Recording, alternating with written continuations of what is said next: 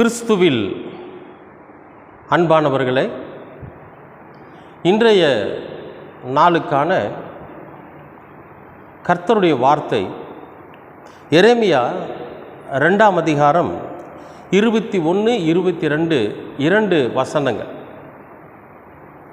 அன்பானவர்களே, இந்த வார்த்தை எப்படிப்பட்டதாக இருக்கிறது அப்படின்னா, கர்த்தர் நம்மை தெரிந்து கொண்டு நம்மை அறிந்து நம்ம எல்லாம் ஒன்று சேர்த்து ஞானஸ்தானம் என்கிற அந்த பரிசுத்த சடங்காச்சாரத்தில் நம்மை கழுவி திருவிருந்து எனும் தனது மாமிசத்தையும் இரத்தத்தையும் நமக்கு பங்கிட்டு கொடுத்து நம்மை ஒரு நல்ல மனிதனாக நல்ல மனுஷியாக மனித நேயம் உள்ளவர்களாக கடவுள் பயத்தை அறிந்து கொண்டவர்களாக திருச்சபைகளிலே கர்த்தர் நம்மை சேர்க்கிறார். சமீப காலத்தில் உயர்நீதிமன்றம், இந்திய உச்ச நீதிமன்றத்திலிருந்து ஒரு தீர்ப்பாணை ஒன்று வந்ததை நீங்கள் எல்லாமே படிச்சிருப்பீங்க. என்னென்னா, கிறிஸ்தவர்களாக மாறிட்டாங்கன்னா, கிறிஸ்துவை ஏற்றுக்கொண்டு கிறிஸ்தவர்களாக மாறிட்டாங்கன்னா அதுக்குள்ளே ஜாதி கிடையாது.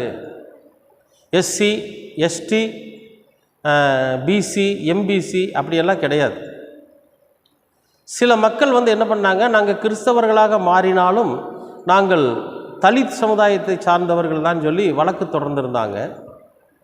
ஆனால் உச்சநீதிமன்றம் என்ன தீர்ப்பு சொல்லியிருக்குதுன்னு கேட்டிங்கன்னா, இங்கே நீங்கள் கிறிஸ்தவை ஏற்றுக்கொண்டு கிறிஸ்தவர்களாக நீங்கள் மாறிட்டீங்கன்னா உங்களுக்குள்ள ஜாதி கிடையாது, நீங்கள் எல்லோரும் கிறிஸ்தவர்கள் தான், நீங்கள் எல்லோரும் சமமானவர்கள் தான், நீங்கள் எல்லோரும் ஒரே சமுதாயம்தான் என்று அங்கே தீர்ப்பு வழங்கி இருக்கிறத நீங்கள் கேட்டிருப்பீங்க, ஊடகங்கள் வாயிலாக பார்த்துருப்பீங்க. சரி, அதுக்கும் இப்போ நாம் படிக்க போகிற வசனத்துக்கும் என்ன ஒற்றுமை இருக்குது, எதை சொல்கிறாரு ஆண்டவர் அப்படிங்கிறத நாம் கொஞ்சம் ஆழ்ந்த சிந்தனையோடு சிந்திக்கணும். அதாவது ஆதி காலத்தில், பூர்வ காலம்னா ஆதி காலத்தில் நம்முடைய முன்னோர்கள், நம்முடைய பெற்றோர்கள் கிறிஸ்துவை அறியாமல் இருந்த நாட்களில் பலவிதமான இன்னல்களுக்குள்ள அவங்க உட்படுத்தப்பட்டாங்க. ஆனால் கிறிஸ்துவை அறிவித்தவர்கள் நம்ம எல்லாம் என்ன பண்ணாங்கன்னா, கழுவி நீங்கள் என்ன பண்ணுங்கள், நீங்கள்லாம் சக மனிதர்களோட நீங்களும் ஒருத்தர் தான், பாகுபாடு கிடையாது, வித்தியாசம் கிடையாது, நீங்கள் எல்லோரும் படித்து முன்னுக்கு வரணும்னு சொல்லி நமக்கு உணவு, உடை, அறிவு இதையெல்லாம் கொடுத்தாங்க, கல்வி கொடுத்தாங்க. கொடுத்ததுனால நாம் இன்றைக்கி வாழ்ந்துக்கிட்டு இருக்கிறோம், இன்றைக்கி சுதந்திரமாக திரியிறோம். பார்த்திங்களா, நம்ம திருச்சபைகளுக்குள்ளே நம்ம ஒரு சுதந்திரமாக போகிறோம் வரோம். இப்படிப்பட்ட ஒரு நிலை நமக்கு எப்படி வந்துச்சு அப்படின்னா, அதற்கு யார் காரணம் அப்படின்னா, நம்முடைய ஆண்டவராகிய இயேசு கிறிஸ்து தான் காரணம். அவர்தான் நம்மை முழுமையாய் மாற்றி இருக்கிறார், அவர்தான் நம்மை முழுமையாய் தெரிந்து கொண்டிருக்கிறார் என்பது தான் உண்மை. சரி, இப்போ நான் வசனத்தை வாசிக்கிறேன். எரேமியா 2ஆம் அதிகாரம் 21, 22. நான் உன்னை முற்றிலும் நற்கனிதரும் உயர்குல திராட்சை செடியாக நாட்டினேன், நீ எனக்கு காட்டு திராட்சை செடியின் ஆகாத கொடிகளாய் மாறிப்போனது என்ன? எவ்வளவு வேதனைக்குரிய ஒரு விஷயத்தை சொல்கிறார் பாருங்க. நீ எப்படியோ தெரிஞ்ச, உன்னோட வாழ்க்கை எப்படியோ இருந்துச்சு, உன்னுடைய முன்னோர்கள் எப்படியோ வாழ்ந்துட்டு இருந்தாங்க.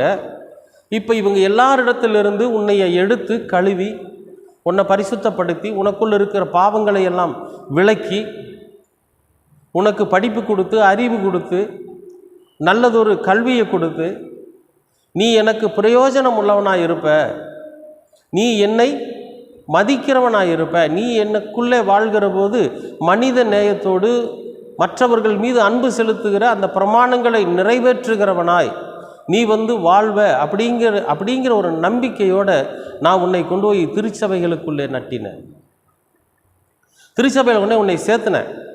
இதோ இவரும் கிறிஸ்துவை ஏற்றுக்கிட்டவர், இனி கிறிஸ்துவின் மாமிசத்தை புசிப்பதில் இவருக்கும் பங்குண்டு, இவனும் இனி எப்படி வாழ்வான், ஒரு பரிசுத்தமான வாழ்க்கை வாழ்வான். இயேசு கிறிஸ்து இந்த உலகத்தில் கற்றுக் கொடுத்த அந்த போதனையின்படி வாழப்போகுது இந்த குடும்பம், இவன் வாழப்போறான்னு சொல்லி உன்னை கொண்டு போய் திருச்சபைகளுக்குள்ளே, நம்மை கொண்டு போய் திருச்சபைகளுக்குள்ளே அவர் நட்டினார். திருச்சபை என்கிற அந்த அழகான திராட்சை தோட்டத்துக்குள்ளே நம்மளை கொண்டு போய் நட்டுறார். நீயும் இங்கே அநேக திராட்சை கொடிகள் இருக்குது, நிறைய பழங்கள் கொடுக்குது, இது ஒரு அழகான ஒரு இடம், இது ஒரு அற்புதமான இடம், மனரம்யமான ஒரு இடம். இந்த இடத்துல நீ என்ன பண்ணு, உன்னையும் நான் நட்டுறேன், நீயும் என்ன பண்ணு, நல்லா வளர்ந்து இதோ பல திராட்சை செடிகள் எப்படி கனி கொடுக்குதோ அதுபோல் நீயும் என்ன பண்ணு, நல்ல கனிகளை கொடு, நல்லாரு, நல்லா வாழு, உனக்கென்று நியமிக்கப்பட்டிருக்கிற வாழ்க்கையில் நீ உண்மையும் உத்தமமாக வாழு, நான் உனக்கு சொல்லி இருக்கிற இந்த வார்த்தைகளின்படி உன்னோட வாழ்க்கை பயணத்தை நீ நடத்துன்னு சொல்லி நம்மை கொண்டு போய் எங்கே வைக்கிறாருங்க, அங்கே திருச்சபை என்கிற அந்த திராட்சை தோட்டத்துக்குள்ளே நம்மை நட்டினார். நல்ல கனி கொடுப்போம் அப்படின்னு.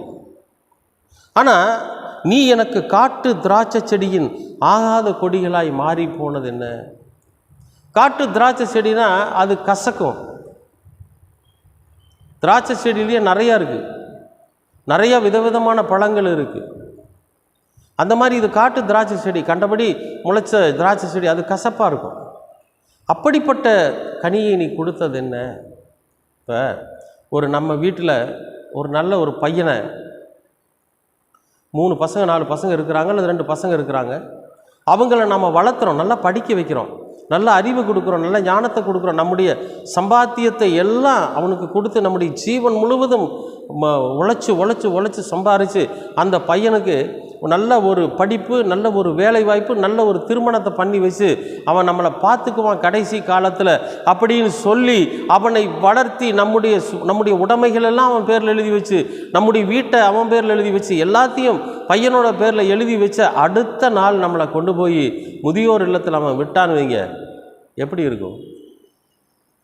எல்லாத்தையும் எழுதி வாங்கிட்டு, நம்முடைய பணம் சொத்து எல்லாத்தையும் வாங்கிட்டு தன் பெற்றோர்களை கொண்டு போய் நம்மளை கொண்டு போய் முதியோர் இல்லத்திலையோ அல்லது பேருந்து நிலையோ எங்கேயோ ஒரு பக்கம் விட்டுட்டு போயிட்டான்னு வைங்க, எப்படி இருக்கும்?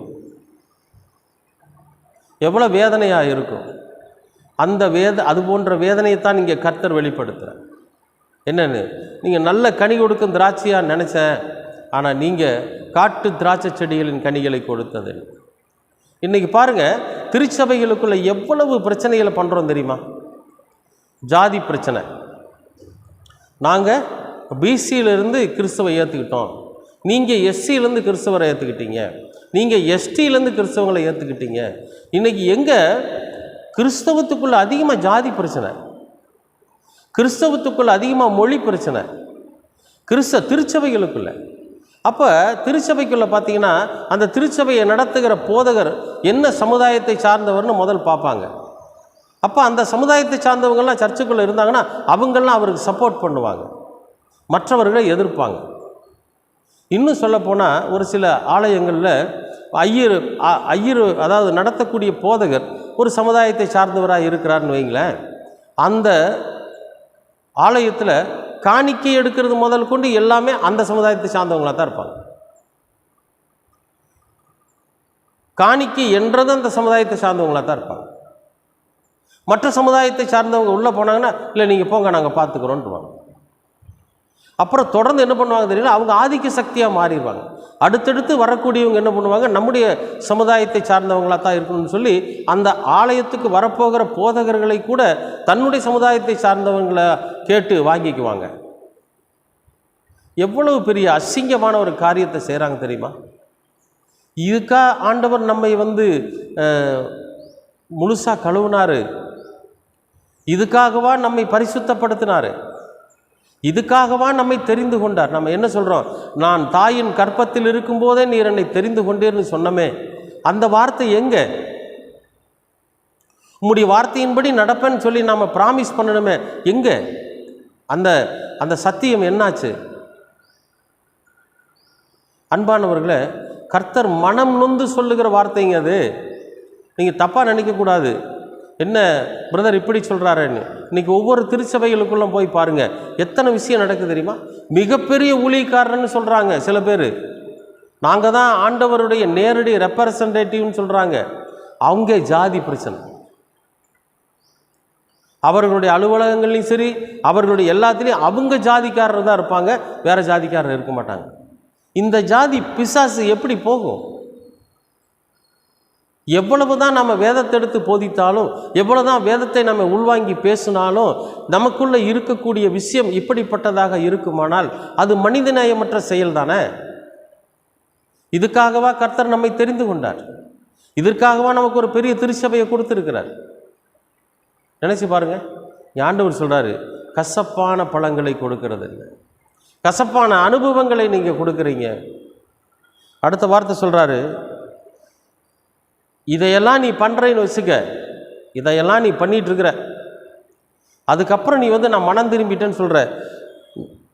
நீ உன்னை உவர் மண்ணினாலே கழுவி அதிக சவுகாரத்தை கையாடினாலும், நான் ரொம்ப பரிசுத்தமாயிட்டேன், நான் மன்னிச்சிருங்க, நான் இந்த மாதிரியான காரியத்தை இனிமேல் செய்ய மாட்டேன்னு சொல்லி மண்ணை போட்டு தேய்ச்சி ரட்டுடுத்தி சாம்பலில் உட்காந்து, நான் இல்லை, நான் மாறிட்டேன் அப்படின்னு சொல்லி நீ சொன்னாலும் உன் அக்கிரமத்தின் கரைகள் எனக்கு முன்பாக இருக்கும் என்று கர்த்தர் சொல்கிறார்.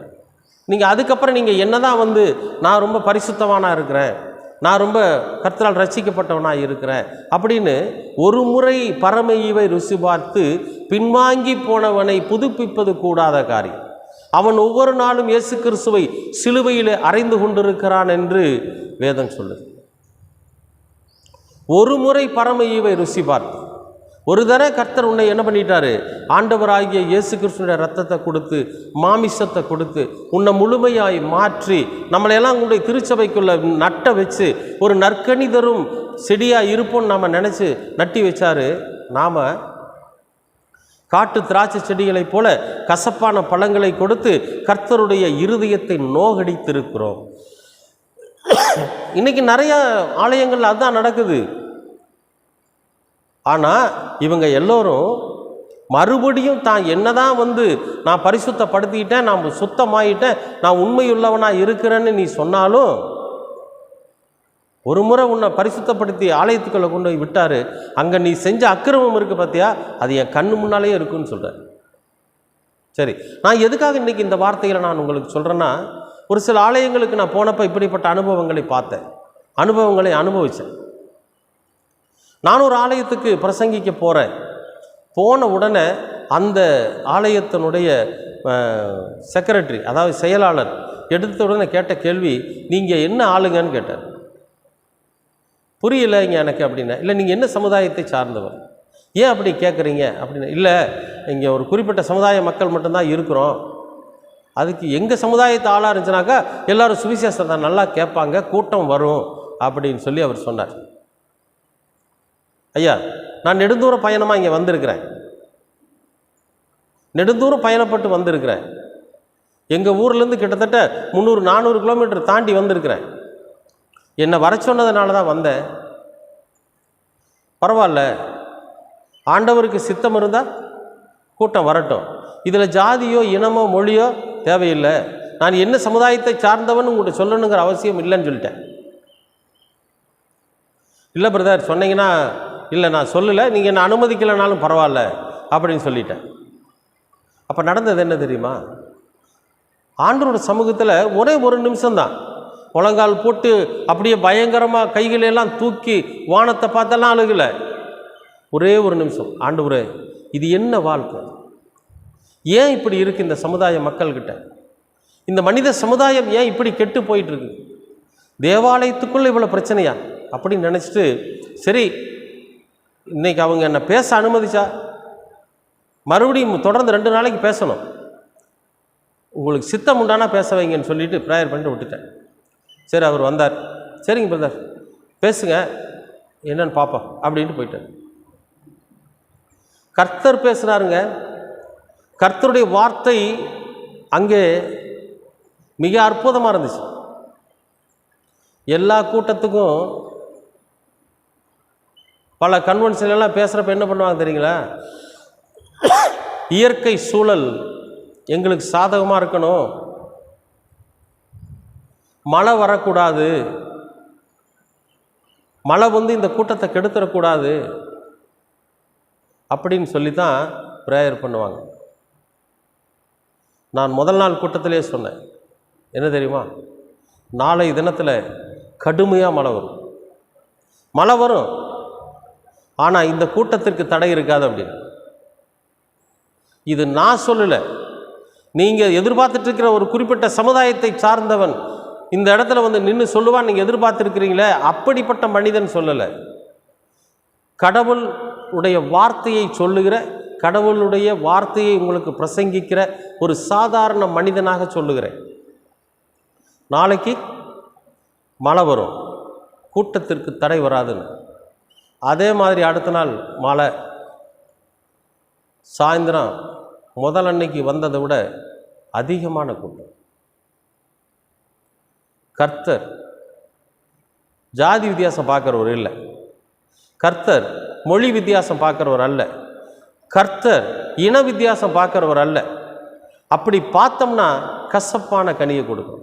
நம்முடைய அக்கிரமமும் நம்முடைய மீறுதலும் நம்முடைய பாவங்களும் அவருக்கு முன்னால் நீக்கும். அன்பானவர்களே, தயவு செஞ்சு உங்களுக்குள்ள ஏதாவது ஒரு நெருடல், ஒரு பாகுபாடு, ஒரு பாரபட்சம், ஜாதியோ இனமோ மொழியோ பணமோ பதவியோ உயர்வோ தாழ்வோ, ஏதாவது ஒரு நிலை இருக்குமானால் தயவு செஞ்சு இன்னையோடு அதை மாற்றிக்கணும். ஏன்னா கர்த்தர் அக்கிரமங்களை மறப்பதில்லை, கர்த்தர் நம்முடைய மீறுதல்களை மறப்பதில்லை, கர்த்தர் நம்முடைய பாவங்களை மறப்பதில்லை. மறந்துடுங்க. நீங்கள் மறந்துட்டு ஆண்டவரோட சமூகத்தில் ஒப்படைச்சு இது வரைக்கும் செஞ்சதுக்காக நம்ம கர்த்தரிடத்தில் ஒப்புரவாக. அன்பானவர்களே, தயவு செஞ்சு எந்த விதமான பாகுபாடும் திருச்சபைக்குள்ளே பார்க்காதுங்க. ஆண்டவர் எதற்காக நம்மை நட்டினாரோ, எப்படிப்பட்ட கனி கொடுப்போம் என்று நம்பி இருந்தாரோ அந்த கனியை கொடுப்போம். கசப்பான பழங்களை கொடுத்து கர்த்தரை நாம் வேதனைப்படுத்தாதபடிக்கு மனித நேயத்தோட அன்பு செலுத்துகிறவர்களா, உண்மையுள்ளவர்களா, உழைக்கிறவர்களா, பண்பாடு தெரிந்தவர்களா நாம் இந்த உலகத்தில் வாழணும். அப்படி வாழ்கிற போது கிறிஸ்துவும் நம்மோடு கூட வாழ்ந்து கொண்டே இருப்பார். கிறிஸ்துவும் நம்முடைய கரங்களை பிடித்து வழிநடத்தி கொண்டே இருப்பார். நம்முடைய பயணங்களிலெல்லாம் கிறிஸ்து முன்னும் பின்னும் இடமும் வலமுமாக நம்மை பாதுகாத்து அழைத்து செல்வார். விசுவாசிக்கிறீங்களா? நம்புறீங்களா? ஆண்டவர்கிட்ட கேளுங்க. அன்பின் பரலோக பிதாவே, அருமையான நல்ல இந்த நாளுக்காக நன்றி, இந்த வார்த்தைக்காகவும் நன்றி. உம்முடைய கிருபையும் உம்முடைய அன்பும் உம்முடைய தயவும் என்றென்றைக்கும் எங்களோடு கூட இருக்கட்டும். நீர் எங்களை எதற்காக திருச்சபை என்னும் அந்த திராட்சை தோட்டத்திலே நட்டினீரோ அந்த பலனை கனிகளை கொடுத்து உம்மை திருப்திப்படுத்துகிற அளவுக்கு நீர் எங்களுக்கு ஞானத்தையும் அறிவையும் நல்லொழுக்கத்தையும் நாங்கள் கற்றுக்கொள்ள நீங்கள் கிருபை பாராட்டுங்க. கசப்பான பழங்களை கொடுத்தோம் என்கிற உம்முடைய வேதனைக்கு எங்களிடத்தில் இருக்குமானால் கர்த்தர்தாமே எங்களை மன்னித்து எங்களை மீட்டெடுத்து நற்கனி தரும் திராட்சை செடிகளாய் நீர் எங்களை மாற்ற வேண்டுமாய் செபிக்கிறோம். கிருபை இருக்கட்டும். உம்முடைய வார்த்தைகள் எங்களுக்கு உரமாய் இருந்து எங்களை விளைய செய்யட்டும். இயேசு கிறிஸ்துவின் வழியாய் கேட்கிறோம் நல்ல பிதாவே. ஆமேன், ஆமேன், ஆமேன்.